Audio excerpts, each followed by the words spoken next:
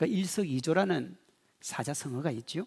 한자 그대로 해석을 하면 돌 하나를 던져서 새 두 마리를 맞추는 겁니다. 이와 유사한 사자성어가 한 가지 일로 두 가지 이득을 취한다는 일거양득이 있습니다. 일석이조와 일거양득과 같은 말은 노력한 것보다 더 많은 성과나 열매를 거둘 때 사용하는 말이죠. 이런 속담하고 똑같습니다. 도랑치고 가재 잡고 누이 좋고 매부 좋고 마당 쓸다 동전 줍고 꼭 먹고 알 먹고, 이게 다 요 사자성어에 속하는 말들이에요. 저는 오늘 이런 의미를 가진 일석이조의 이자 자리에 백자를 넣어서 일석백조라 그랬습니다. 한자 그대로 해석을 하면 돌 하나 던져서 새 100마리 잡는 겁니다. 한 가지 일이 두 가지 일로 이득을 취한다는 일거양득하고는 사실 차원이 다른 거예요. 노력한 것에 조금 더 많은 보상 혹은 열매인 일석이조에는 적지 않은 사람들이 동의를 합니다. 한 마리 새를 잡기 위해서 돌을 던졌는데 옆에 있는 새까지 잡을 수 있는 건 사실은 복이지요. 마당을 쓸다가 동전 하나 주는 거, 그 정도야 우리가 다 받아들일 수가 있는 겁니다. 그러나 그것이 100이 되면 힘들지 않고 단번에 많은 재물을 얻는다고 하는 일확천금처럼 보일 수 있고요, 성실하고 정직한 노력에 대한 보상으로 과하다고 여길 수도 있습니다. 그리고 성실하고 정직한 크리스찬에게는 사실은 더 조금 거부감이 올 수 있는 말이죠. 어떤 성도가 저한테 이렇게 물어볼 때가 있습니다. 목사님, 크리스찬이 주식해도 됩니까? 저는 항상 이렇게 대답을 해요. 저는 안 합니다. 저는 안 해봤어요. 어떤 분은 이렇게 물어보죠. 목사님, 복권 사도 됩니까?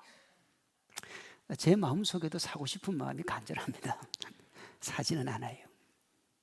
그러니까 이게 이제 왜 우리가 이런 말을 가지느냐 그러면 너무 많은, 내가 노력한 것에 비해서 너무 많은 것을 얻는 것에 대해서 우리 크리스찬들이 조금 조심하는 경향이 있어서 그렇습니다. 근데 사실요, 성경은 일석백조 이야기로 가득합니다. 그리고 성경이 말하는 이 일석백조는 힘들이지 않고 많은 것을 얻는 일확천금하고도 달라요. 다시 말해서 일석백조가 과하지도 않고, 그렇다고 그것을 힘들이지 않게 얻는 것도 아니라는 얘기입니다. 이걸 잘 말해주는 본문이 오늘 누가복음 8장 8절입니다. 들어는 좋은 땅에 떨어짐에 나서 100배의 결실을 하였느니라 그랬잖아요. 그러니까 하나가 떨어졌는데 열매를 100배를 맺은 겁니다. 이 말씀을 누가 하셨느냐? 예수님이 하신 거예요. 신약 성경이 27권인데 그중에 예수님이 이 땅에 계실 때 기록이나 예수님이 이 땅에 있을 때 하신 일을 기록한 책이 4권입니다. 마태, 마가, 누가, 요한, 복음. 그래서 이 복음을 사복음서라 그래요. 그중에 마태, 마가, 누가 복음은 쓰인 관점이 비슷합니다. 그래서 공관복음이라 그렇게 이야기를 해요. 3권 모두에 씨 뿌리는 비유가 다 들어있는데 오늘 본문 8절에는 좋은 땅에 떨어진 씨가 몇 배의 결실을 맺었다고요? 100배. 근데 마가복음에는 어떻게 나와 있느냐? 이렇게 되어 있습니다. 들어는 좋은 땅에 떨어짐에 자라 무성하게 결실하였으니 30배나 60배나 100배가 되었느니라. 마태복음은 이렇습니다. 들어는 좋은 땅에 떨어짐에 어떤 것은 100배, 어떤 것은 60배, 어떤 것은 30배의 결실을 하였느니라. 마태복음은 100배, 60배, 30배, 마가복음은 30배, 60배, 100배고 누가복음은 100배입니다. 세 말씀의 열매에 대한 순서도 다르고 내용도 조금씩 다릅니다만 모두 일치하는 게 하나 있습니다. 뭐예요? 100배. 그건 일치해요. 이 말씀을 하신 분이 예수님이라 그랬습니다. 그러니 일석백조는 그의 자녀의 삶에 대한 하나님의 약속입니다. 그러니까 하나님께서 말씀하신 그 삶을 살면 하나님이 100배를 주신다는 겁니다. 그러나 이것이 힘들이지 않고 차고 넘치게 없는 일확천금하고는 분명하게 다르다 그랬습니다. 이걸 보여주는 게 8절 하반절이에요. 이 말씀을 하시고 외치시되 들을 귀 있는 자는 들을지어다 그랬습니다. 여기만 이 말씀이 나오는 게 아니고요, 다른 두 복음서도 똑같이 나옵니다. 마가복음 4장 9절이요. 또 이르시되 들을 귀 있는 자는 들으라. 마가복음 13장 9절입니다. 귀 있는 자는 들으라. 세 복음서 공유하는 말씀이 귀 있는 자입니다. 자, 여러분, 지금 예수님이 이 말씀을 하실 때 들었던 청중들 중에 귀 없는 사람은 아무도 없어요. 그리고 어차피 귀를 먹었다고 그러면 예수님이 무슨 말씀을 하셔도 못 듣습니다. 그러니 분명하게 예수님은 들리는 사람들한테 이 말씀을 하신 거예요. 그렇게 말씀을 다 하시고 난 다음에 어떻게 했느냐? 외쳤다 그랬어요. 더 큰 소리로 뭐라고 하셨느냐? 들을 귀 있는 자는 들어라 그랬습니다. 이 말씀이 중요한 거예요. 여기 들을 귀 있는 자는 들을 귀를 이야기합니다. 이걸 분명하게 보여주는 것이 마가복음과 누가복음에 귀 있는 자 앞에 들을이라고 하는 수식어가 붙어 있습니다. 들리는 귀가 아니고 들을 귀요. 다시 합니다.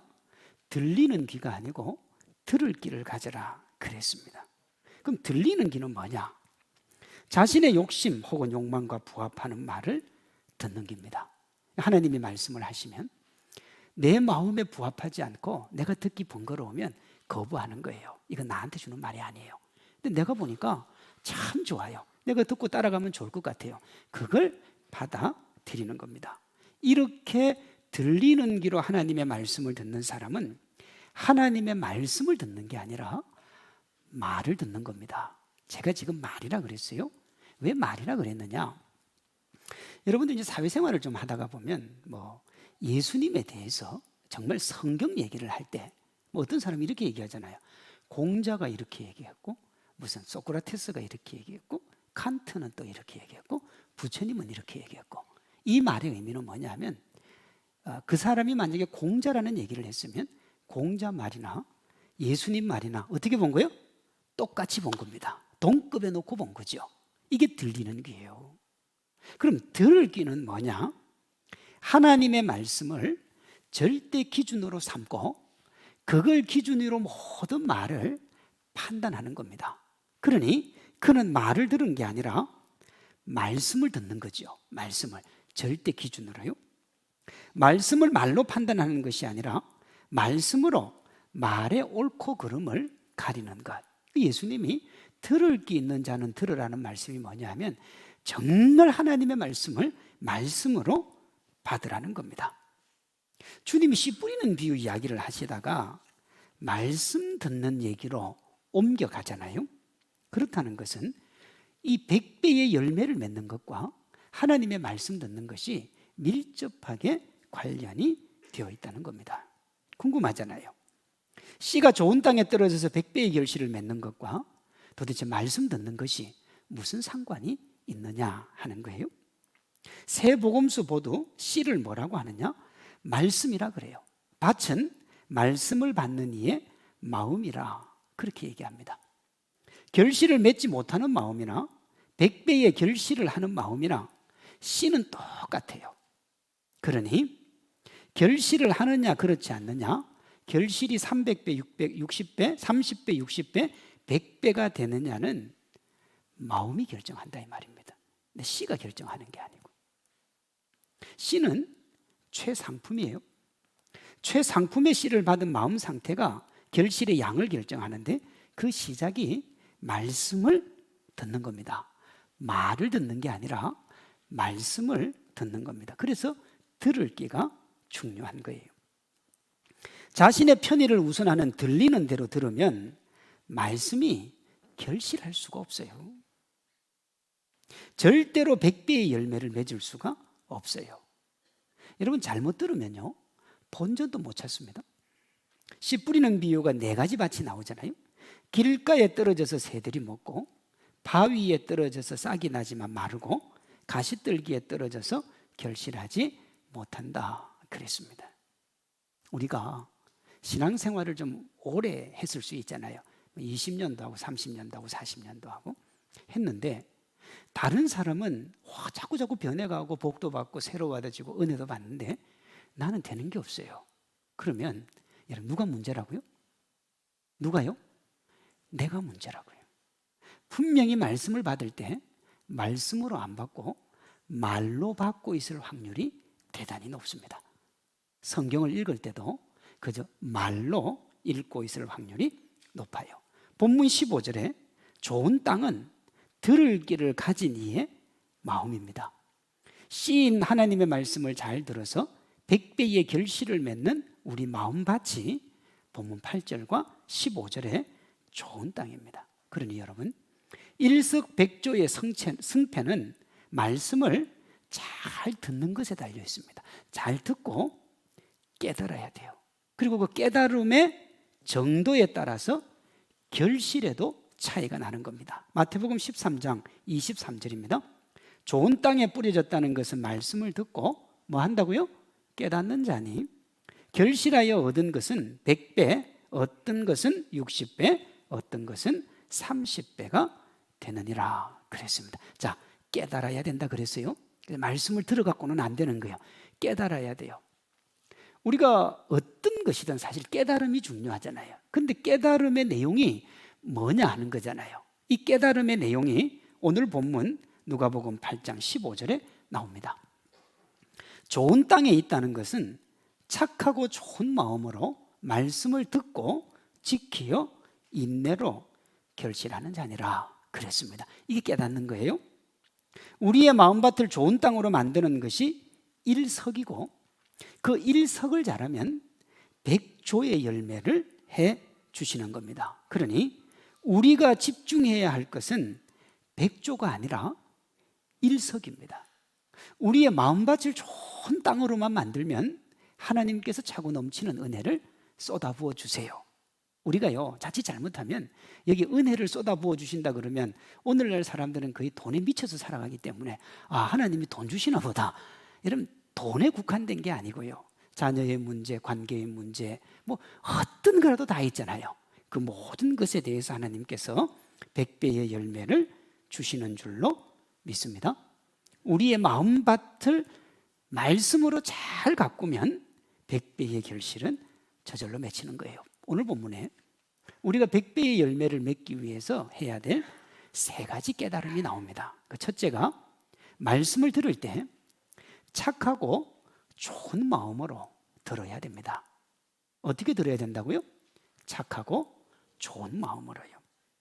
여기 착하고 좋은 마음이 뭐냐 그러면 하나님의 말씀을 말씀으로 듣는 겁니다. 하나님의 말씀을 사람의 말이 아니라 모든 말의 기준이 되는 하나님의 말씀으로 받는 거예요. 그래서 크리스찬에게 가장 중요한 게 뭐냐 그러면 말씀을 듣는 태도가 제일 중요합니다. 말씀을 대하는 태도가 제일 중요해요. 성경을 일반 책 읽듯이 읽고 설교를 사람 말 듣듯이 들으면 자신이 가지고 있는 지식이나 신념으로 판단을 합니다. 예를 들어서 여러분 지금 제가 설교를 하고 있는데 저건 어느 목사님 말에 비하면 틀렸어. 저건 내가 이렇게 생각한 게 왜 틀렸어. 저건 거짓말이야. 그거는 말씀을 듣는 게 아니고 말을 듣는 겁니다. 근데 그렇게 들으면요 말씀은 힘이 없어요. 아무리 들어도요 역사하지 않습니다. 반대로 성경을 진리의 기준인 하나님의 말씀으로 받으면 말씀에 우리가 순종을 하게 돼요. 그렇죠? 주님의 말씀이 진리니까요. 그렇게 되면 그때부터 말씀이 우리에게 힘을 발휘합니다. 히브리서 4장 12절이요. 하나님의 말씀은 살아있고 활력이 있어 좌우의 날선 어떤 검보다도 예리하여 혼과 영과 및 관절과 골수를 찔러 쪼개기까지 하며 또 마음의 생각과 뜻을 판단하나니 그랬습니다. 여러분 우리의 생각과 우리의 뜻이 말씀을 판단하는 게 아니라 말씀이 우리의 생각과 우리의 뜻을 판단하는 거예요. 그렇게 우리가 말씀을 받아들이고 나면 그 다음부터는 어떻게 되느냐? 말씀이 우리를 이끌어갑니다. 말씀이 우리를 새롭게 하고 말씀이 우리에게 기쁨을 주는 거예요. 왜 우리가 우리의 마음을 하나님 앞에 드려야 되느냐? 여러분, 예레미야 17장 9절에 보면 이 세상에서 가장 부패한 것이 마음입니다. 예수님은 그 마음에서 이런 것이 나온다 그랬어요. 마음에서 나오는 것은 악한 생각과 살인과 간음과 음란과 도둑질과 거짓 증언과 비방이니 그랬습니다. 거기서 나와요. 근데 여러분, 예수님이 이 말씀을 누구에게 했느냐 그러면 바리새인과 서기관들에게 하셨어요. 바리새인과 서기관들이 누구냐 그러면 하나님의 말씀을 제일 가까이 했던 사람들입니다. 근데 주님이 그들에게 뭐라고 하셨느냐 그러면 너희 마음에서 나오는 게 살인이고 간음이고 추하고 더러운 거다. 그러면서 그들에게 화를 선포해요. 마태복음 23장 13절입니다. 화 있을진저 외식하는 서기관과 바리새인들이요, 너희는 천국 문을 사람들 앞에서 닫고 너희도 들어가지 않고 들어가려 하는 자도 들어가지 못하게 하는도다. 이런 충격적인 말씀이죠. 하나님의 말씀으로 그들이 새롭게 되고 하나님의 은혜를 받아야 되는데, 아니 말씀을 말로 받으니까 자기가 천국을 못 가요. 문제는 뭐냐?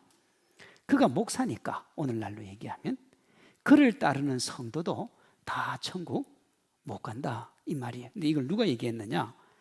주님이 하신 말씀이에요. 왜 이렇게 됐을까요? 그것은요, 착하고 좋은 마음으로 말씀을 받아야 되는데 나쁜 마음으로 받는 거예요. 나쁜 마음으로. 우리 모두가 착하고 좋은 마음, 즉 말씀을 하나님의 말씀으로 받고 그 말씀으로 자신의 말을 점검해서 우리의 마음을 말씀이 잘 자라는 옥토로 만드시기를 바랍니다. 우리의 마음밭을 100배의 결실을 맺는 옥토로 만드는 두 번째 방법은 착하고 좋은 마음으로 받은 말씀을 뭐 하는 거예요? 지키는 겁니다. 우리 교회가 지향하는 신앙과 삶의 일치를 추구하는 삶이 있는 신앙입니다. 본문 15절이요. 좋은 땅에 있다는 것은 착하고 좋은 마음으로 말씀을 듣고 어떻게 해요? 지켜서, 그렇게 되어 있습니다. 말씀을 받는 건 참 중요합니다. 그러나 그것을 실천하지 않으면 절름발이 신앙인데요, 야고보는 뭐라고 그랬느냐 그러면 그건 믿음이 아니다 그랬어요. 야고보서 2장 15절이요. 만일 형제나 자매가 헐벗고 일용할 양식이 없는데 너희 중에 누구든지 그에게 이르되 평안히 가라 덥게 하라 배부르게 하라 하며 그 몸에 쓸 것을 주지 아니하면 무슨 유익이 있으리요? 이와 같이 행함이 없는 믿음은 그 자체가 죽은 것이라 그랬습니다. 여러분, 하나님의 말씀을 듣고 주일날 참 좋은 말씀 들었다, 매일매일 큐티하면서 정말 하나님의 말씀은 귀하다 그러면서 그걸 실천을 하지 않고 그저 듣는 데서 그친다면 그 믿음은 어떤 믿음이라고요? 죽은 믿음이라고요. 말씀을 인간의 말이 아닌 하나님의 말씀으로 받았음을 분명하게 보여주는 게 뭐냐? 신앙과 삶의 일치를 추구하는 삶이 있는 신앙입니다. 그래서 여러분, 십자가의 보혈을 믿음으로 구원을 얻지만 그것을 확인하는 것은 그의 삶을 봐야 된다, 그렇게 이야기하는 거예요. 예수님은 이걸 이렇게 얘기했죠. 누구든지 나를 따라오는 자기를 뭐 하고요? 부인하고. 어떻게 해야 나를 부인합니까? 말씀 앞에 나를 복종시킬 때야 나를 부인할 수 있는 겁니다. 그 다음에요, 자기 십자가 지고 나를 따를 것이니라 그랬잖아요. 뭐 하는 거예요? 지키라는 거예요. 삶이 있는 신앙 살아내라는 겁니다. 신앙과 삶의 일치를 축으로 말씀을 여러분 마음밭에서 잘 자라게 하시는 성도님들 되시기를 바랍니다. 우리의 마음밭을 100배의 결실을 맺는 옥토로 만드는 세 번째 방법은 받은 말씀이 뿌리를 내리고 자라서 열매를 맺을 때까지 기다리는 겁니다. 기다려야 돼요. 오늘 본문 15절입니다. 좋은 땅에 있다는 것은 착하고 좋은 마음으로 말씀을 듣고 지켜서 어떻게 열매를 맺는다고요? 인내로 결실한다 그랬습니다. 여러분, 100배의 결실을 위해서 말씀을 실천해야 한다고 했는데 이 실천에서 따라오는 게 뭐냐 그러면 인내라는 겁니다. 여러분, 밭에 씨를 심으면 곧바로 자라서 열매를 맺는 것이 아닙니다. 시간이 필요합니다. 봄에 밭에 씨를 뿌리면 가을에 열매를 맺죠. 시간이 필요하다고요. 그 기간 동안 씨가 열매를 맺지 못하도록 하는 수많은 일들이 일어납니다. 가뭄이 오기도 하고요. 홍수가 일어나기도 하고요. 태풍이 불어오기도 합니다. 그때 가만히 두면 가뭄의 씨앗이 말라 죽고 홍수의 씨앗이 쓸려가고 태풍에 어느 정도 자라던 그 나무가 부러지기도 합니다. 그러면 뭐 할 수 없어요? 열매를 맺을 수가 없는 거예요. 열매를 거두려면 어떻게 해야 되느냐? 가뭄이 왔을 때는 물을 줘야 되고요. 홍수에는 물이 잘 빠지도록 배수로를 만들어줘야 되고 태풍에는 지지대를 세워줘야 됩니다. 그리고 열매가 맺힐 때까지 인내로 기다리는 거예요. 여러분, 인내하지 않으면 절대로 풍성한 열매를 맺을 수가 없는 겁니다. 말씀을 듣고 지키는 것은 내가 할 수 있고 또 내가 해야 될 것이니까 최선을 다해 하면 되지만 결실은 내가 거두는 게 아니에요. 그것은 하나님의 때에 하나님이 거두는 겁니다. 우리는 열심히 하면서 그때를 어떻게 해야 돼요? 기다리는 겁니다. 착하고 좋은 마음으로 말씀을 듣고 지켰음에도 열매가 없거나 충분한 결실을 얻지 못하는 이유가 뭐냐? 인내의 문제가 생겨서 그렇습니다. 그 인내의 정도에 따라서 30배, 60배, 100배라는 열매의 양도 결정이 되는 거예요. 하나님의 때를 기다리면 우리가 노력한 일석에 100조의 열매가 맺히는 겁니다. 그러나 하나님의 때를 내가 어떻게 한번 해보려고 하면 어떻게 되느냐? 그게 엉망진창이 되는 거예요. 사실 이 인내가 참 중요한데 한국 사람이 이 인내가 잘 안 돼요. 여러분, 외국인들의 눈에 한국 사람들만 가지고 있는 아주 독특한 문화가 여러 개가 있는데 그 중에 하나가 뭐냐 그러면 빨리빨리 문화입니다. 빨리빨리. 우리나라는 어쨌든 빨리빨리 해야 돼요. 그 어떤 외국인이 한국의 빨리빨리 문화를 이렇게 얘기해놨더라고요. 카드를 결제할 때 가게 주인이 카드 서명을 대신한다. 근데 여러분, 우리가 볼 때는 자연스럽죠?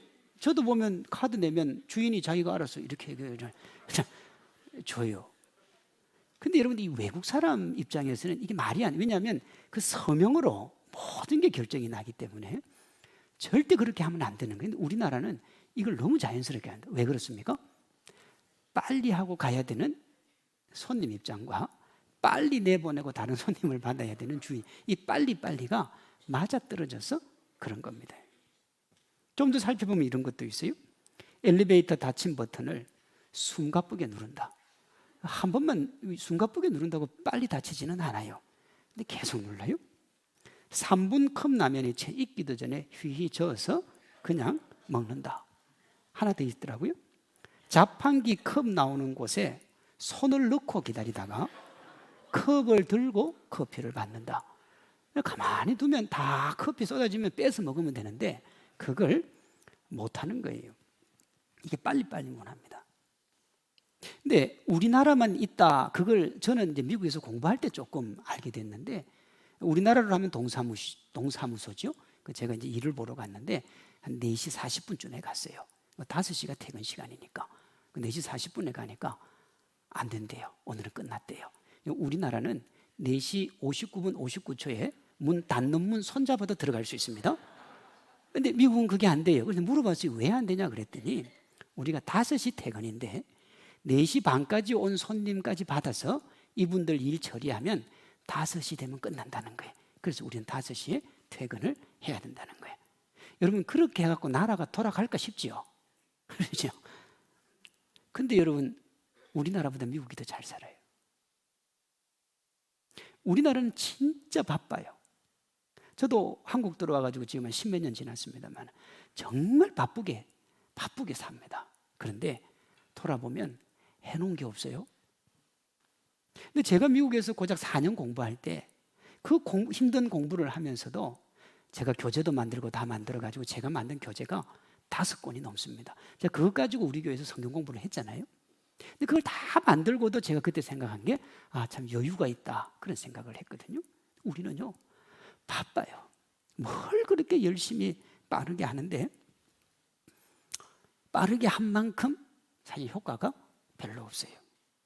물론 여러분, 빨리빨리 문화의 긍정적인 모습이 적지도 않습니다만은 부작용도 참 많아요. 잘 못 참아요. 우리나라 사람들이 잘 못 참습니다. 못 견뎌해요.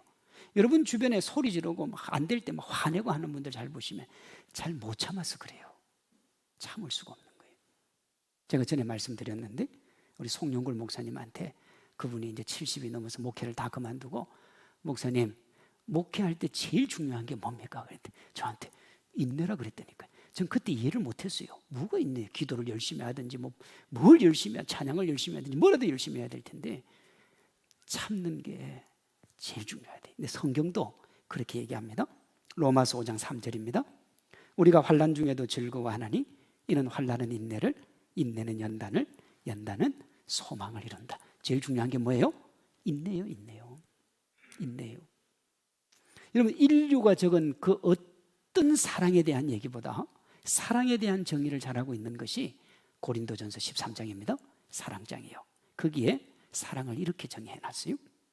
사랑은 오래 참고 모든 것을 참으며 모든 것을 믿으며 모든 것을 바라며 모든 것을 견디느니라. 그래서 사랑은 견디는 거예요. 견디는 거예요. 지금 참고 그 참음을 오랫동안 유지할 때 참사랑을 누린다는 겁니다. 우리가 그렇게 원하는 구원 있잖아요. 구원이 가장 큰 인내를 요구합니다.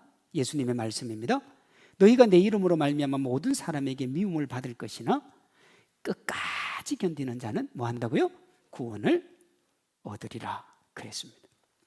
그러니 보세요. 신앙생활은 인내에 의해서 좌우되는 겁니다.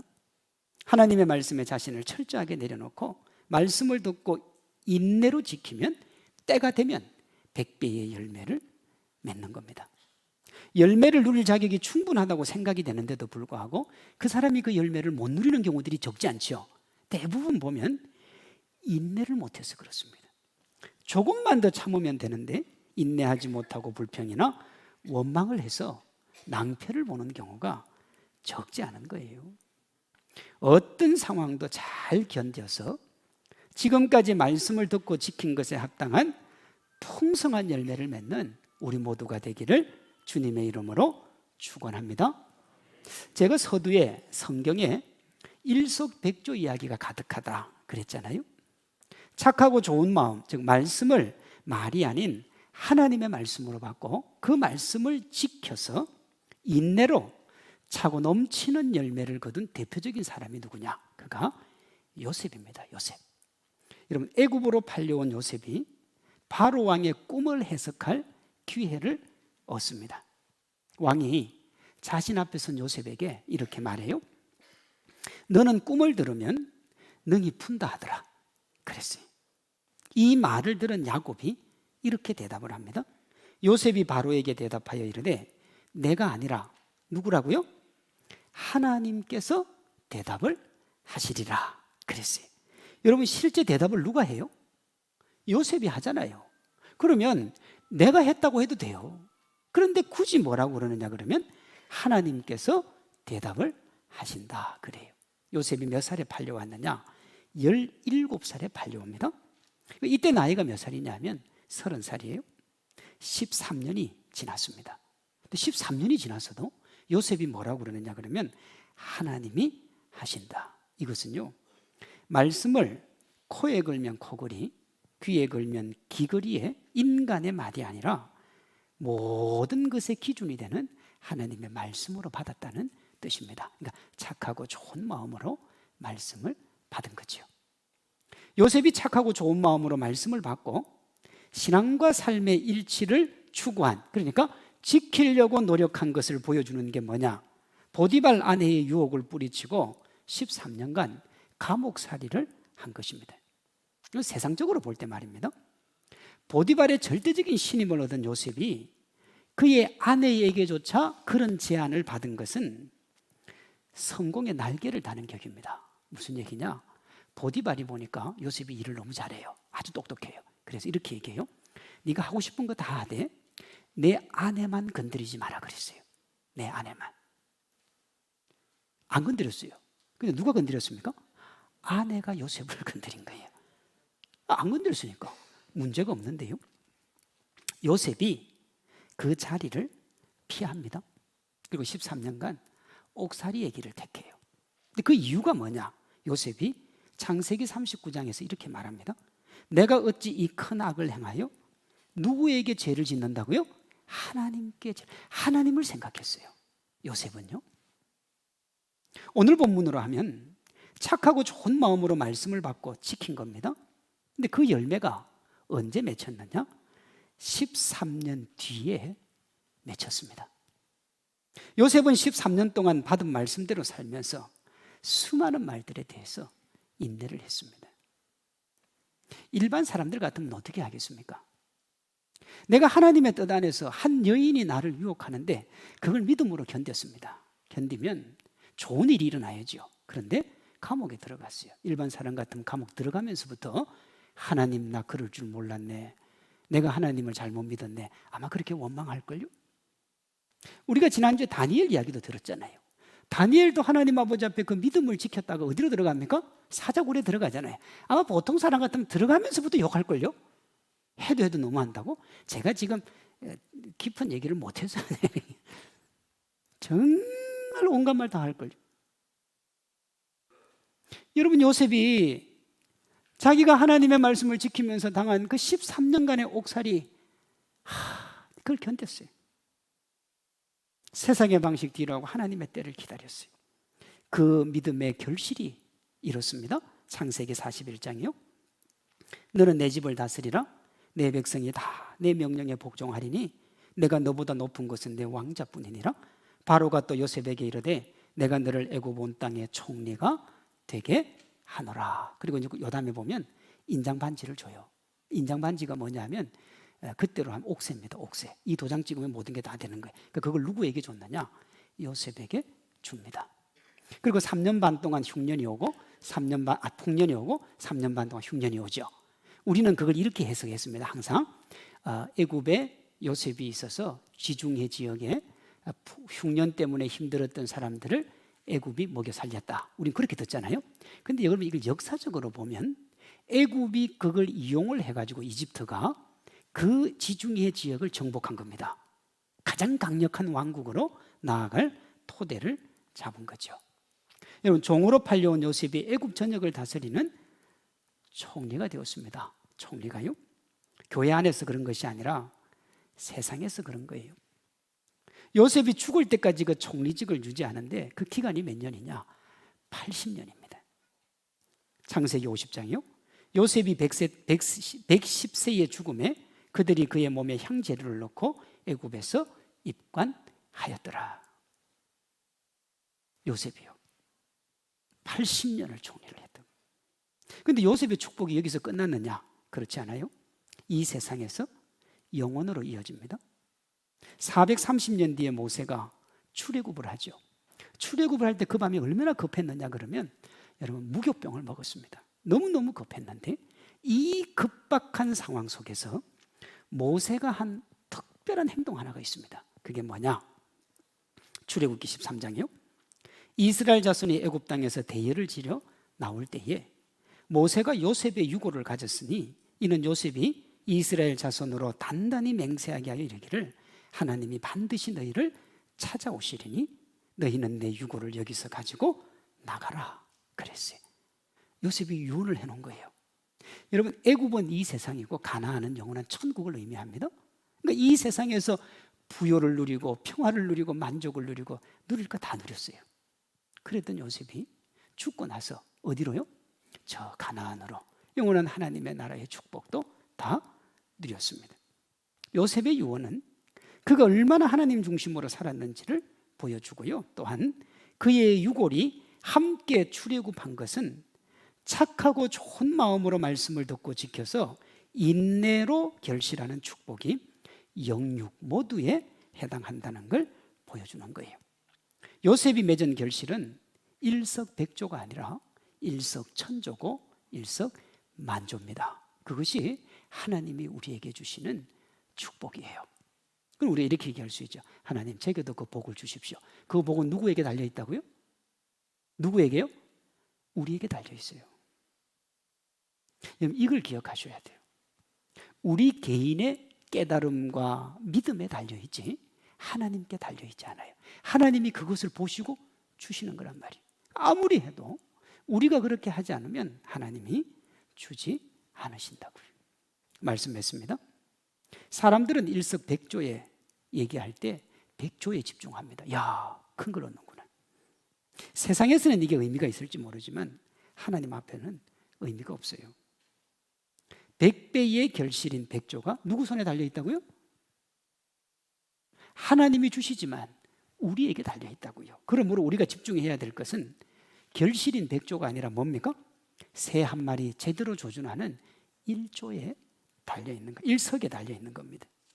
하나님이 일석의 내용을 보고 열매를 정하시는 거예요. 우리가 어떻게 깨닫고 살아가는지, 어떻게 살아가는지, 어떻게 행동하는지, 어떻게 믿음의 길을 걸어가는지를 보고 하나님이 차고 넘치는 복으로 함께 하신다고요. 착하고 좋은 마음으로 하나님의 말씀을 받고 그 말씀을 지키되 어떤 상황을 맞아도 잘 견딤으로 100배의 풍성한 결실을 맺는 하나님의 사람들 되시기를 주님의 이름으로 축원합니다.